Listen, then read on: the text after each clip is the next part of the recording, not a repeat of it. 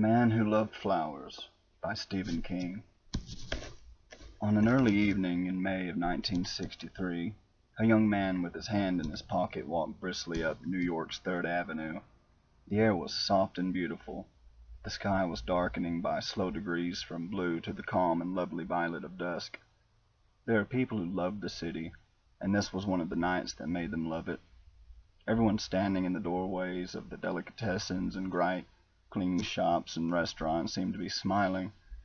An old lady pushing 2 bags of groceries in an old baby pram grinned at the young man and hailed him, "Hey, beautiful." The young man gave her a half smile and raised his hand in a wave. She passed on her way thinking, "He's in love."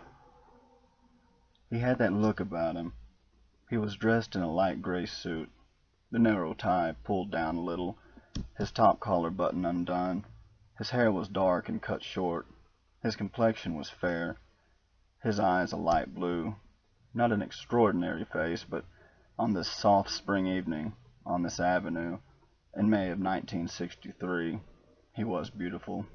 And the old woman found herself thinking with a moment's sweet nostalgia that in spring anyone can be beautiful, if they're hurrying to meet the one of their dreams for dinner and maybe dancing after. Spring is the only season when nostalgia never seems to turn bitter. And she went on her way, glad that she had spoken to him, and glad he had returned the compliment by raising his hand in a half salute. The young man crossed 63rd Street, walking with a bounce in his step and that same half smile on his lips. Part way up the block, an old man stood beside a chip green hand cart filled with flowers.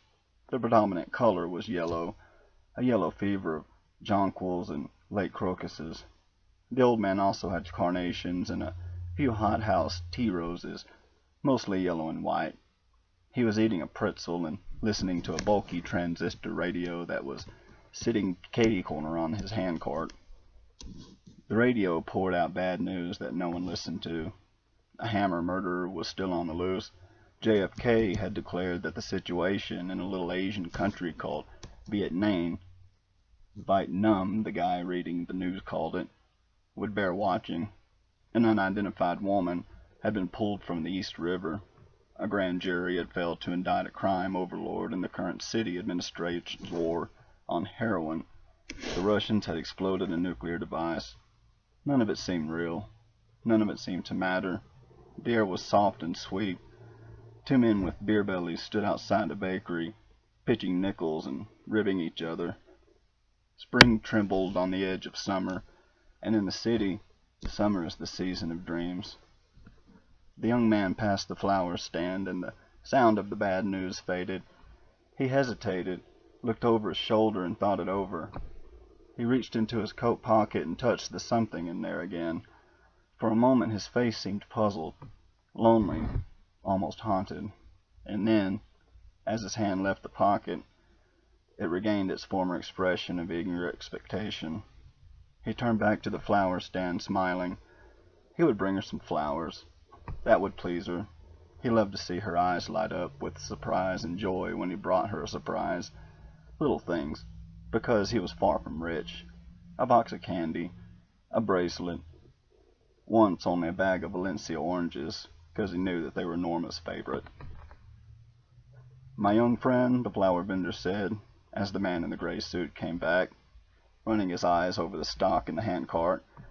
The vendor was maybe 68, wearing a torn gray knitted sweater and a soft cap in spite of the warmth of the evening. His face was a map of wrinkles. His eyes were deep in pouches, and a cigarette jittered between his fingers. But he also remembered how it was to be young in the spring. Young and so much in love that you practically zoomed everywhere. The vendor's face was normally sour, but now he smiled a little, just as the old woman pushing the groceries had, because this guy was such an obvious case.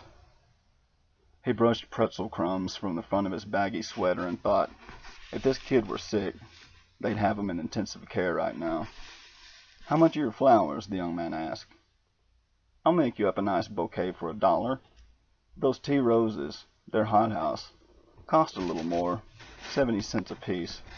I'll sell you a half a dozen for $3.50.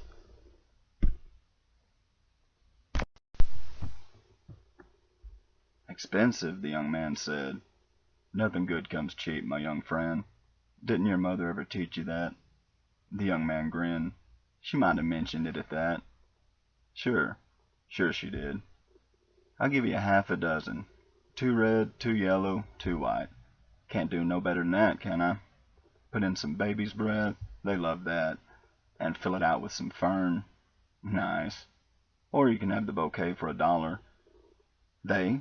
The young man asked, still smiling. My young friend, the flower vendor said, flicking his cigarette butt into the gutter and returning the smile. No one buys flowers for themselves in May. It's like a national law. You understand what I mean? The young man thought of Norma, her happy, surprised eyes and her gentle smile, and he ducked his head a little. I guess I do at that, he said. Sure you do. What do you say? Well, what do you think? I'm going to tell you what I think. Hey, advice is still free, isn't it? The young man smiled and said, I guess it's the only thing left that is. You're damn tootin' it is, the flower vendor said. Okay, my young friend. If the flowers are for your mother, you get her the bouquet. A few jonquils, a few crocuses, some lily of the valley. She don't spoil it by saying, Oh, Junior, I love how much you did. That'll cost you. That's too much. Don't you know enough not to throw your money around? The young man threw his head back and laughed. The vendor said, But if it's your girl, that's a different story. My son, and you know it. You bring her the tea roses, and she don't turn into an accountant. You take my meaning? Hey, she's going to throw her arms around your neck. I'll take the tea roses, the young man said. And this time it was the flower vendor's turn to laugh. The 2 men pitching nickels glanced over, smiling. Hey, kid, one of them called. You want to buy a wedding ring cheap? I'll sell you mine. I don't want it no more.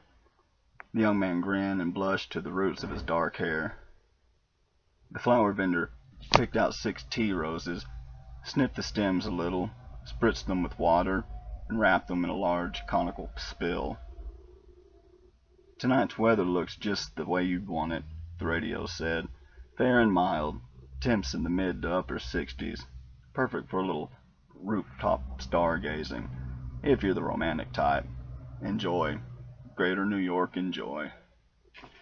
The flower vendor scotch-taped the seam of the paper spill and advised the young man to tell his lady that a little sugar added to the water she put them in would preserve them longer.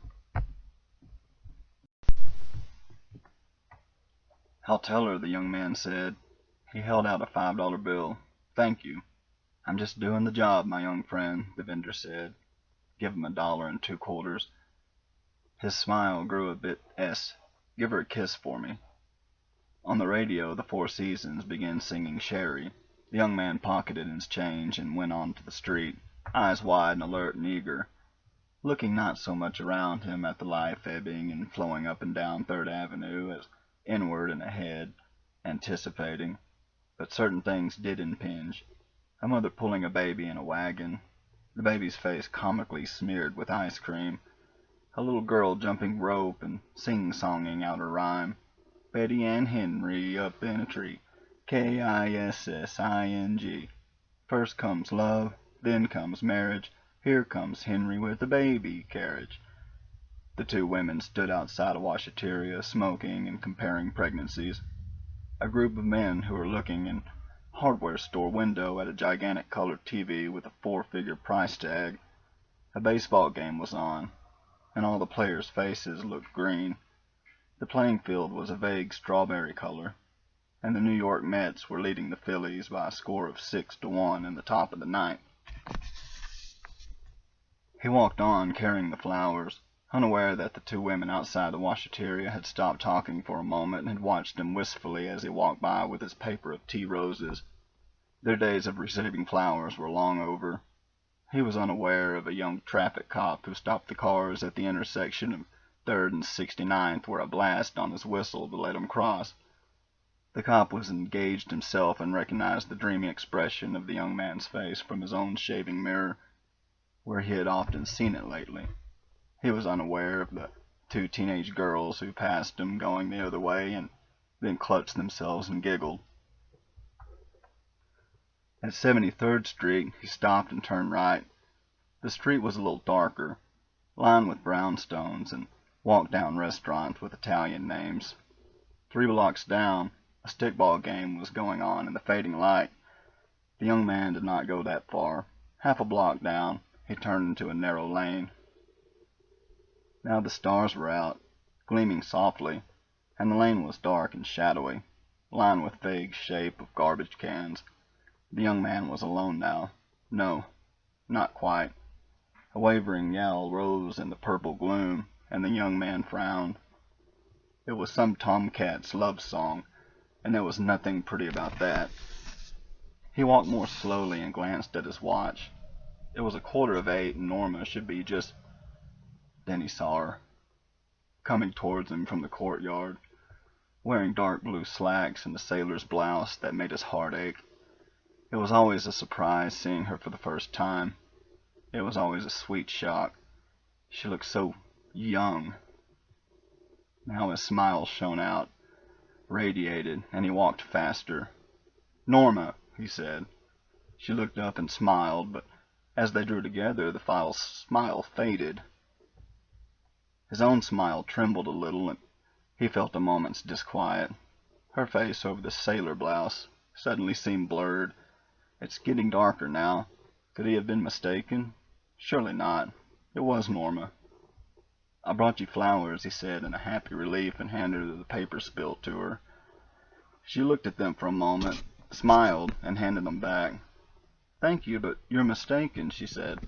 "My name is Norma," he whispered, and pulled the short hammer out of his coat pocket where it had been all along. "They're for you, Norma. It was always for you. All for you." She backed away, her face a round white blur, her mouth an opening black O of terror. And she wasn't Norma. Norma was dead. She had been dead for 10 years, and it didn't matter because she was going to scream, and he swung the hammer to stop the scream, to kill the scream, and he swung the hammer. The spill of flowers fell out of his hand. The spill spilled and broke open, spilling red, white, and yellow tea roses, beside the dented trash cans where the cat made alien love in the dark, screaming in love, screaming, screaming. He swung the hammer, and she didn't scream, but she might scream because she wasn't Norma. None of them were Norma. And he swung the hammer, swung the hammer, swung the hammer. She wasn't Norma, and so he swung the hammer, as he had done 5 other times. Some unknown time later, he slipped the hammer back into his inner coat pocket and backed away from the dark shadow, sprawled on the cobblestones, away from the litter of tea roses by the garbage cans. He turned and left the narrow lane. It was full dark now. The stickball players had gone in. If there were bloodstains on his suit, they wouldn't show. Not in the dark, not in the soft late spring dark. And her name had not been Norma, but he knew what his name was. It was Love. His name was Love, and he walked these dark streets because Norma was waiting for him, and he would find her someday soon. He began to smile. A bounce came into his step as he walked on down 73rd Street. A middle-aged couple sitting at the steps of their building watched him go by, head cocked, eyes afar away, a half smile on his lips. When he passed by, the woman said, "How come you never look at me that way anymore?" "Huh?" "Nothing," she said. But she watched the young man in the gray suit disappear into the gloom of the encroaching night, and thought that if there was anything more beautiful than springtime, it was young love.